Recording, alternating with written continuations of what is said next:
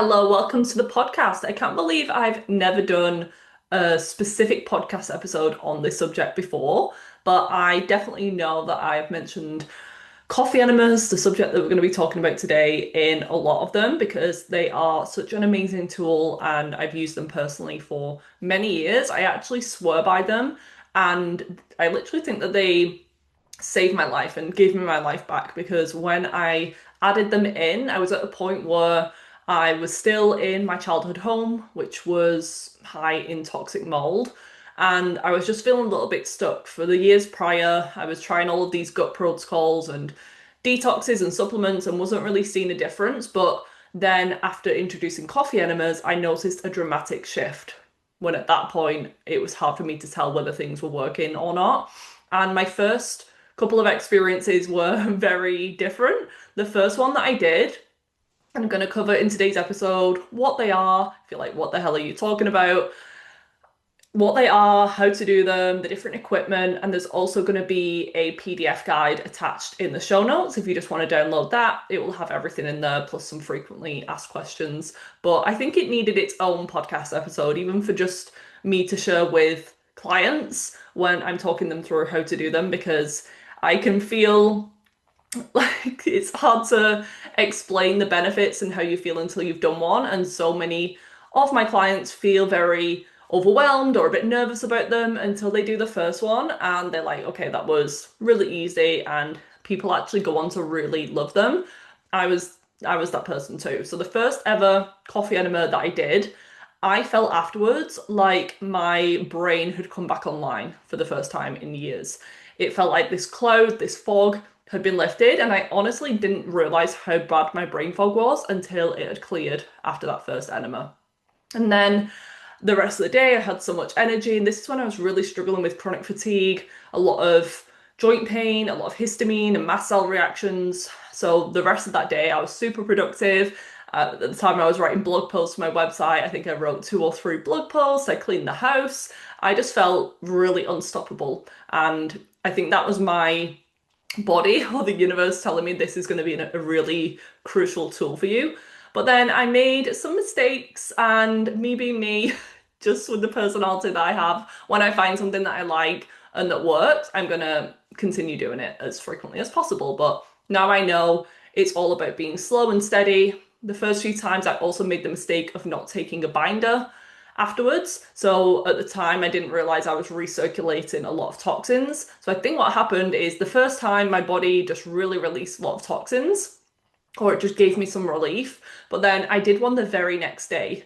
And in some situations, daily coffee enemas can be helpful. Even in cancer therapy clinics around the world, there's Gerson therapy, you can look into it. But they are doing multiple coffee enemas every single day. But this is for a very serious situation. Someone with cancer, they need a lot of support. And there's going to be a lot of disclaimers in this. Please speak to your qualified practitioner who knows your health history, who can give you advice on this, because I'm a big fan and I do recommend them to some clients, but not all. So anyone with bowel disease, cancer, chronic illness, sensitivities, yeah, anything like that, you just want to make sure that you're consulting with someone first. So the second time that I did one, the next day, still no binder. And I don't even think that I eased into the full dose either, which is also something that I do advise because it's a very powerful tool. The next time that I did one, I had the biggest crash and detox reaction afterwards because I think my body was really starting to release heavy metals and mycotoxins and hormones and all sorts of things in that process. So it kind of floored me for a while, and then I just learned the importance of going slow and steady, and maybe once a week was more than enough for me at that point. That is the average amount for my clients, and it's not even forever that they do them indefinitely. It's for a period of time. They are actively working to rebalance the metabolism, the gut health, and people might be familiar with colonics and water enemas, but coffee enemas are a little bit different to both of them. Water enemas is colon cleansing just with water, whereas colonics are flushing out the whole colon. That's why you do need to work with someone and be with a practitioner who's guiding you through that, because it's kind of a medical procedure. Whereas an enema is only targeting the last part of the colon. The last part of the colon, because in that colon there is a vein that connects the bowel to the liver. It's called the hepatic vein, and you want to make sure that with the coffee enema, it's mainly targeting the liver, whereas a water enema is mainly just for constipation relief and just getting the waste products out. So we're doing coffee enemas, obviously, for a gut benefit, but mainly for a liver detox benefit. So I even just did the first one in a while last weekend and think it's going to be something that I continue to use ongoing. I'm not actively working on something with my health at the moment, but it's just we find these things on a health journey that just work really well for us. Maybe for you, it's castor oil packs or massage. For me, coffee enemas are always going to be helpful. And once you've got the kit and the equipment, then you're good to go. You don't have to do them all the time. People, when they've traveled, sometimes get backed up. So you've got the kit then to use for a bit of relief and just getting things moving with your bowels again. Maybe you're feeling a bit run down, like you're getting a cold and flu. Potentially timing a coffee enema in that window can help you to recover faster, because the main way that it's working is by boosting your glutathione levels, your master antioxidant in the body. It's believed that one coffee enema alone can increase the production of glutathione, your own body's creation of it, by 600 to 700% just from one enema. And this is an anti-cancer, anti-inflammatory, it removes toxins, it supports your liver, so it's increasing the activity of glutathione S transferase. It's also supporting your bile flow. A lot of people end up with thick, sludgy bile. I was one of them from being on the birth control pill, and just family history wise, the women in my family typically have issues with their gallbladder. My nan and my grandma had theirs removed. My mum still got hers, but she's had symptoms of dysfunction as well. But thankfully, we've been able to keep her gallbladder because it's such an important organ. It's what stores your bile, and bile is what carries toxins out the body. So when you remove this gallbladder sac, it's like there's bile constantly dripping into the intestines. You can end up with fat malabsorption, and then you need fats to absorb fat-soluble vitamins. Vitamin A, D, E, and K, you need it to absorb cholesterol, to make hormones and skin cells and heal and repair. Cholesterol is actually a very, very healing hormone and nutrient. And it can also support the vagus nerve and relaxation. Once you've got the hang of it, it can actually be quite a relaxing process. So it's calming the nervous system, it's stimulating that vagus nerve, which is the nerve connecting your brain to your gut and a lot of other organs as well. So there's so many benefits, but definitely not for everyone. The history of coffee enemas is really interesting. They've been documented and date back to thousands of years ago in Egyptians, Greeks, in Ayurveda for detox and bowel cleansing. And then more in the 20th century, more recently in World War One, it was believed that nurses would use coffee enemas to relieve pain after they ran out of pain medication when morphine was unavailable. And these patients experienced pain relief and more alertness. And then even in the Merck manual, a respective medical reference in 1917 to 1970s, for a long time, a good few decades, they were used as treatment for pain, even jaundice, constipation, a few different things. And now in Gerson therapy, which is still practiced in different clinics around the world for natural cancer healing support, they use coffee enemas, as I said, but Dr. Max Gerson was around in the 1930s, 1940s, and he integrated them into his oncology practice then and believed that they supported the liver in detoxifying tumor byproducts and alleviated cancer-related pain. So you don't have to have cancer to do them, and if you do, just work with someone who can guide you through, because if it's bowel cancer, it might not be the best fit. It could just aggravate the area. But just really interesting to see how it's been used for a long time, and typically there's a reason that they've stuck around for a long time, and unfortunately the medical system isn't going to promote them because a little bit of a conspiracy, but I totally believe it. They don't want us to know this stuff. If there was a natural cancer healing tool like this, and if people were discussing these supplements and practices and how toxin exposure and reducing that can support your body, then they're going to be out of business. So they can be a supportive tool, but it takes a holistic approach with something more advanced and serious like cancer. But I am being proactive with my health. I know that it's not just one thing that I can add in. I'm doing all of these other things, but coffee enemas can just really very quickly support the body in releasing a lot of toxins and increasing this really key antioxidant and anti-inflammatory. I just want to check, are you addressing the healing foundations? Not sure what I mean? Well, these are the important factors that I believe that you need to address in order to be in optimal health and overcome your stubborn health issues and symptoms, whether that's chronic digestive issues, acne, hair loss, period problems, weight gain, anxiety, fatigue. I could go on. Because I want as many of you as possible to have this life-changing information, I've bundled together 6 of my juiciest and info-packed masterclasses priced at just £111. Not only are you getting these recordings, which are between 60 and 90 minutes long each, on the following subjects: the power of the subconscious mind, stress, trauma, and the nervous system, supporting your female menstrual cycle, mastering your metabolism, optimizing sleep, gut health and detox. You're also going to receive my healthy groceries shopping list and my favorite non-toxic products guide, which are both usually reserved for my one-to-one clients. Whether you're brand new to the holistic healing world or you've been trying to work on things for a while but feel stuck, I can guarantee there's something within this content that will help you to understand your next steps and what you're missing. Sometimes it's something so foundational that's being overlooked.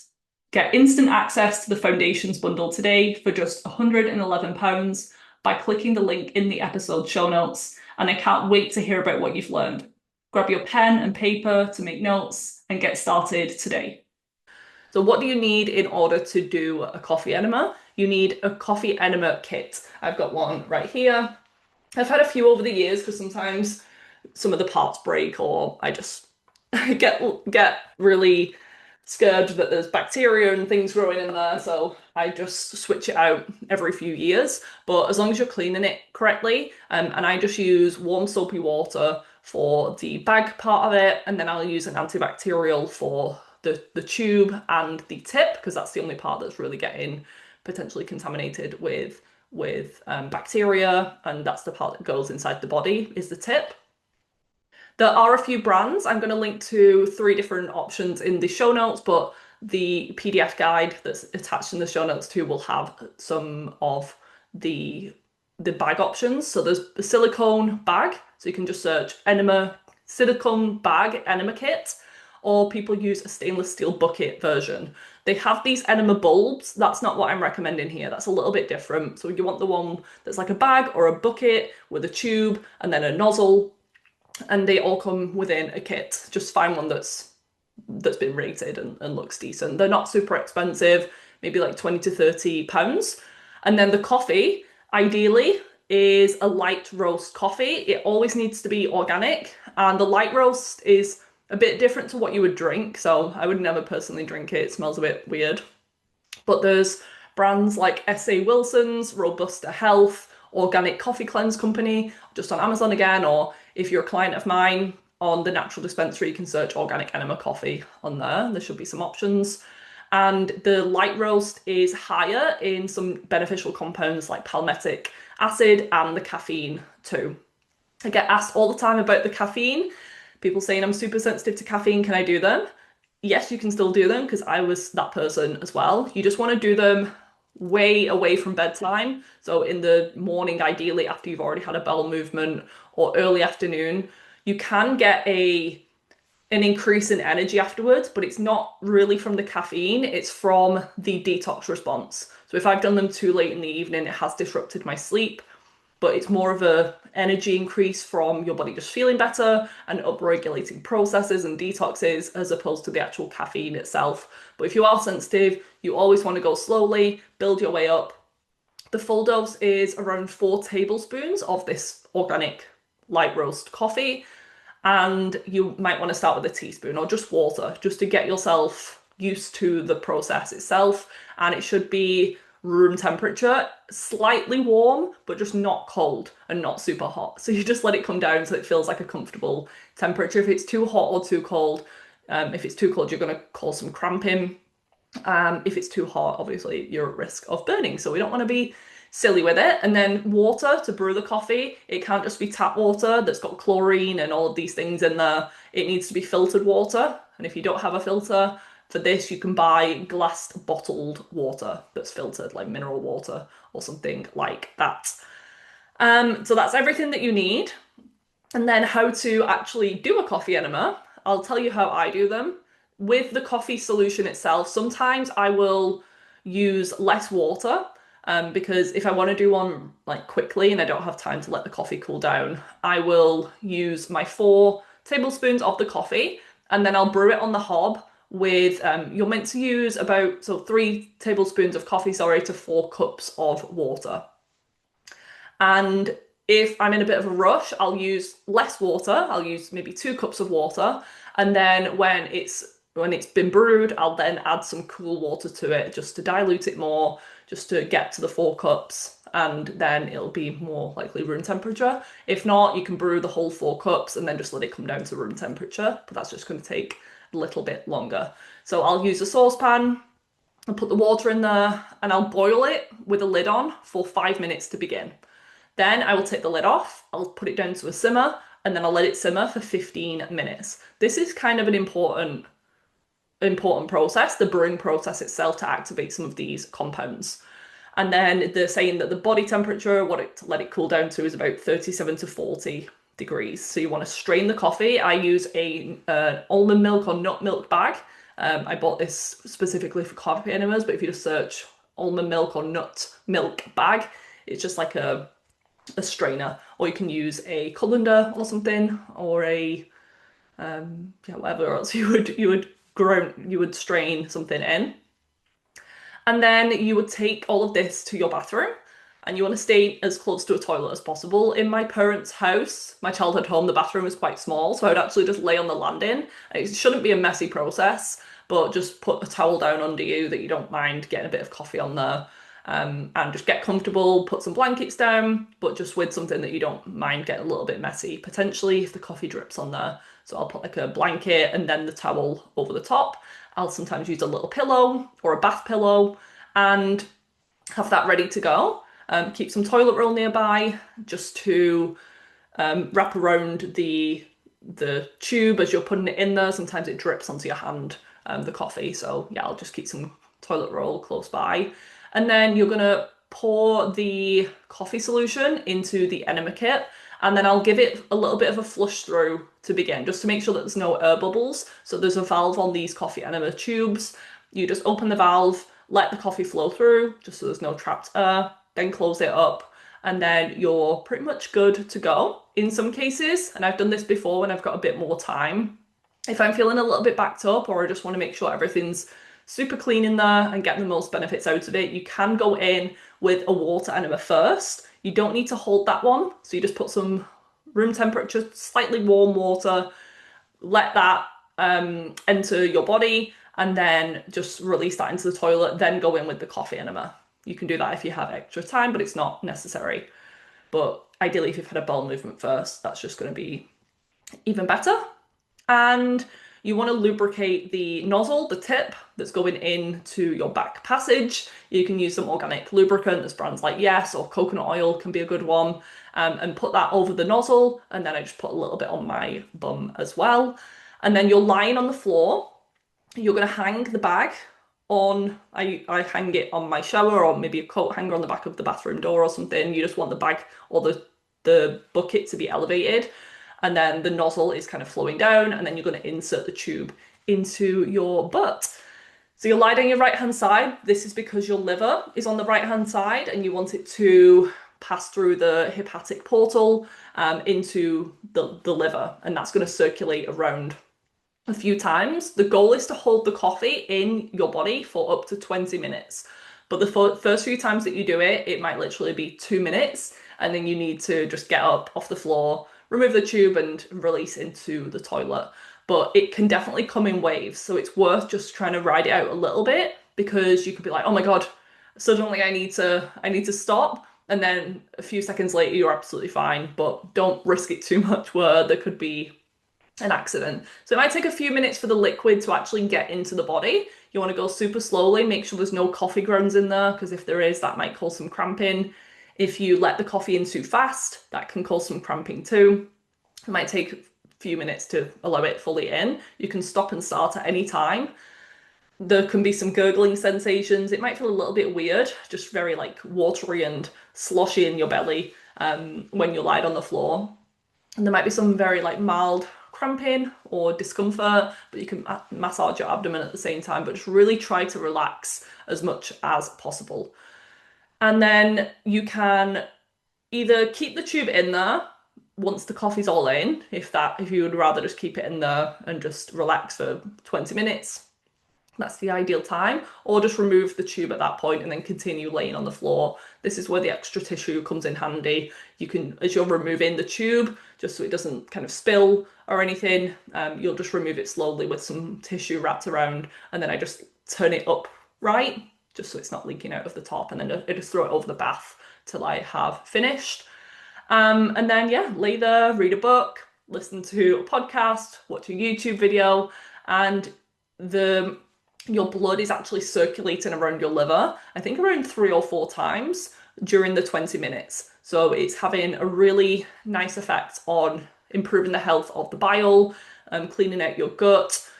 And then once the 20 minutes are up, or if you really need to before that, you're going to get up, you're going to sit on the toilet, and you're going to gently release everything into the toilet. It's not the most pleasant process, and it's completely up to you whether you want to have a look what's in there, because if you're on a parasite cleanse or if you've got gallstones or liver flukes and things, sometimes you can see them. Sometimes you can see a lot of undigested food.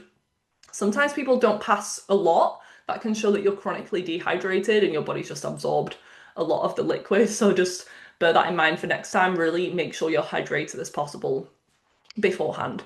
But that is the overall process. You just clean up afterwards, wash out the bag, let it dry thoroughly, make sure the valves are open as it's drying, just so you don't grow any mold. Maybe hang it outside, maybe not in full view of your neighbours on the washing line, but I put mine in my bathroom just on the shower to hang up. And an average is 1 time a week, sometimes 2 to 3 times a week in some of my client protocols, but there is a risk if you do them too much to run into an electrolyte deficiency, because it's kind of like you're having diarrhea. So if you're already low in electrolytes, you maybe want to work on that a little bit first, or at least take electrolytes afterwards, and make sure you're taking some sort of binder. My clients can usually have something like biotoxin binder from Cellcore, Toxaprevent by Novu Health, and what else? Like even just a basic charcoal at minimum is great, but yeah, the binder part is super important afterwards, and a big glass of water. You don't want to eat for at least an hour before or after. Just give things time to settle, and make sure you're kind of near a bathroom for the rest of the day. If it's your first few, you don't want to be then rushing out to a lunch with your friends, because you might need to release a little bit more, and it can come in waves for a bit afterwards. And you might feel completely neutral, no signs or symptoms either way afterwards. You're like, why the hell did I just do that? That's so weird. But then you might feel amazing like I did the first time, or you might have a little bit of crash, a detox response. Because yeah, if you do have a high toxic load, or your body, your liver, bile has been stagnant for a while, or you've been really constipated, you can expect that your body needs some time to recalibrate.